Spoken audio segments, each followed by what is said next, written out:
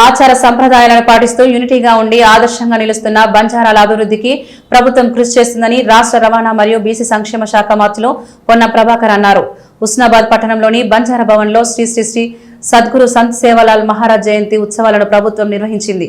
ఈ కార్యక్రమానికి ముఖ్య అతిథిగా హాజరైన మంత్రి పొన్నం ప్రభాకర్ బంజారాలతో కలిసి బంజారా సాంప్రదాయం ప్రకారం పూజా కార్యక్రమాల్లో పాల్గొని బంజారాలతో కలిసి బంజారా నృత్యం చేశారు. ఈ సందర్భంగా మంత్రి మాట్లాడుతూ 287 సంవత్సరాల క్రితం అనంతపురం జిల్లాలో జన్మించి బంజారా జాతిని ఏకం చేసిన కారణ జన్ముడు శ్రీ శ్రీ శ్రీ సంత్ సేవాలాల్ మహారాజు అని వారి ఆశీస్సులతో అందరి సంక్షేమానికి కృషి చేస్తానన్నారు. సుమారు 12 కోట్ల మంది బంజారాలు ఎక్కడున్నా ఒకే భాష, సంస్కృతి, సంప్రదాయాలను పాటిస్తూ ఐక్యంగా జీవించడం గొప్ప విషయమని అభినందించారు. వచ్చే సంవత్సరం నుండి సంత్ సేవాలాల్ జయంతిని 15 ఫిబ్రవరి రోజే హుస్నాబాద్ పట్టణంలో ప్రభుత్వ పరంగా ఘనంగా నిర్వహిస్తామని తెలిపారు. అసంపూర్తిగా ఉన్న బంజారా భవన్ నిర్మాణాన్ని పూర్తి చేసే బాధ్యత నాదేనని తెలిపారు.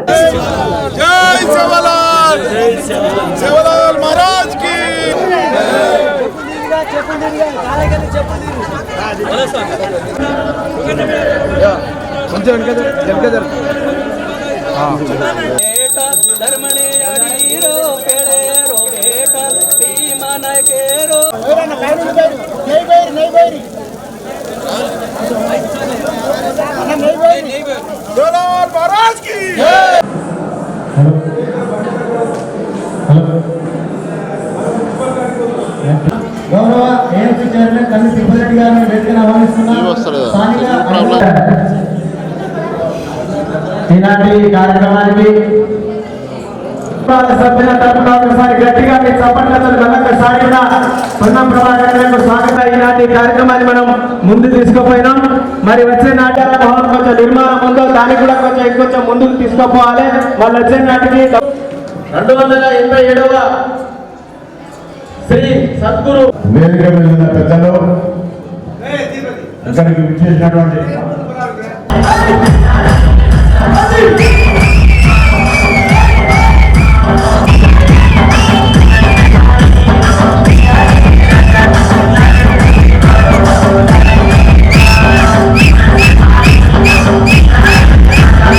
యాడి కాకి కాకా యాడి బాపు సేన్ రామ్ రామ్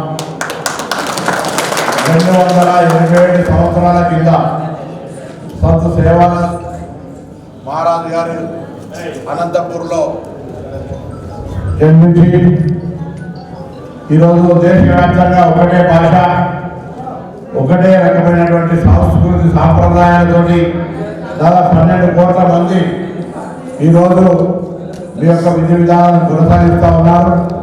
ఇది చాలా సంతోషదాయకమైనటువంటి మాట. తప్పకుండా మరి మీ అందరికీ కూడా ఇప్పుడు ఈ సేవాలాల్ గారి ఆశీర్వచనము మార్గదర్శకత్వంలో ఇంతకుముందు పెద్దలు చెప్పినట్టుగా ఎవరి తప్పికతో వచ్చే వాళ్ళని తప్పిక చేయడం, ఇవ్వడము, ఎవరి సాయం అడిగితే వాళ్ళు సాయం చేయడము, ఒక సేవా గుణంతో మరి ముందుకు పోవాలి, కష్టపడి మరి పనిచేసేటువంటి మనస్తత్వం మీ అందరికీ కూడా మంచి జరగాలని ఈరోజు పోగుపాట సందర్భంగా కోరుకుంటా ఉన్నాను. నేను ఈ సందర్భంలో ఒక నిర్ణయం తీసుకొని వచ్చే సంవత్సరం నుంచి ఎప్పుడు కూడా ఫిబ్రవరి 15 జయంతి నాడే ఎటు ఒక రోజు అటు ఇటు కాకుండా అదే రోజు నాడు సేవాలాల్ జయంతి వేడుకలు హుస్నాబాద్ పట్టణంలో చాలా పెద్ద ఎత్తున నిర్వహించాలనేటువంటి మాటని సందర్భంగా దాని తదుపరి రూరాల్లో చేసుకోవచ్చు. కానీ నియోజకవర్గ కేంద్రంలో ప్రభుత్వ పరంగా ఈ సంఘాల తరఫున ఇక్కడ పెద్ద ఎత్తున జరుపుకుందాం అనేటువంటి నిర్ణయాన్ని సందర్భంగా మనం చేస్తూ ఉన్నాను. అదేవిధంగా వచ్చే నాటికి తప్పకుండా పైన స్లాబ్ తోటి ఈ హాల్ను పూర్తిగా వాడుకునే విధంగా, ఎందుకంటే మీరు గతంలో 10 సంవత్సరాల పాటు ఈ సందర్భంగా చూసినారు.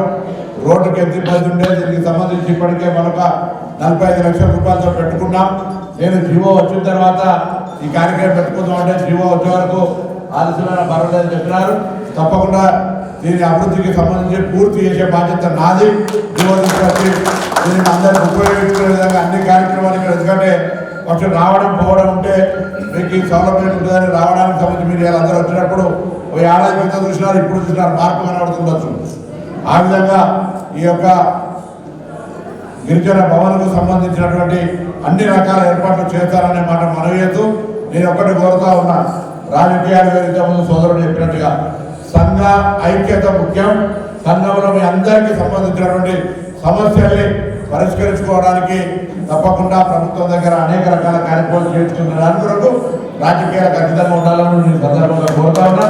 నేను సంఘానికి సంబంధించిన మీ యొక్క అభివృద్ధికి సంబంధించి, ఎందుకంటే సోదరుడు చెప్పినట్టుగా ఇది సింగరేణికి సంబంధించి నాలుగు ఉంటే నేను దాని మీద పోరాటం చేస్తున్నాను, తప్పకుండా సాధించుకుందాం. కానీ వాస్తవంగా ఇక్కడ ప్రజలు మీకు అందరి అభిప్రాయానికి వ్యతిరేకంగా ఈ సిద్ధిపేట కలిపినారు.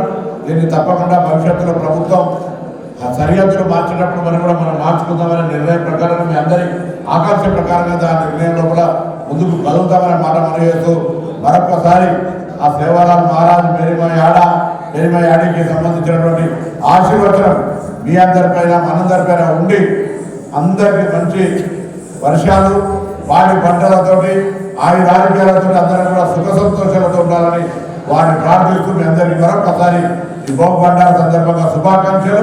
ఈ గిరిజన భవన కానీ గిరిజన సమస్యల పట్ల ఎప్పటికప్పుడు ప్రభుత్వ పక్షాన మీరు అందరూ కలిసి మరి అభివృద్ధి దిశలో కూడా తీసుకుపోదామని మనం చేస్తూ అందరికీ ధన్యవాదాలు.